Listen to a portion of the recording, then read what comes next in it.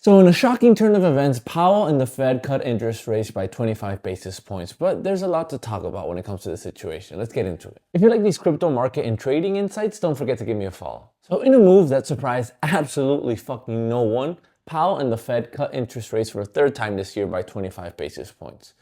Now, alongside to this, Powell did announce that they were investing, or better said, buying treasury bills starting on December 12th, with them even admitting that they will be buying $50 billion worth of those in the next 30 days. Now, on this news, of course, the S&P rallied to a near all-time high, with the crypto market actually surprisingly stagnant, but this could also be because the move was already priced in. We all expected this for the past month.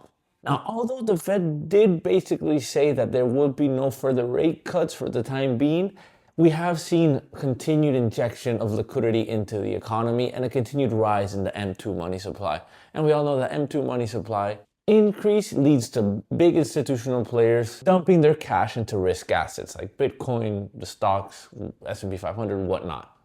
We can even see here the chart with predictions or forecasts from top banks around the world, with some of them predicting that the S&P 500 is going to grow up to 16% next year. I have been one of the people that have seen these recent moves by the Fed and Powell to be a light quantitative easing. With this, lower rates and an upcoming pro-market Fed chair, it shows that 2026 is going to be very bullish. However, I am aware of the current state of things and how things are feeling very bubbly. There's all-time highs all across the board, and we have to fall sometime. However, instead of sitting around and trying to predict the top, my strategy going into this is buy high, sell higher. That's what you have to do in bull markets. And with such bullish market conditions all around, it would make no sense for us to have a catastrophic 2026. 2027 though, let's wait.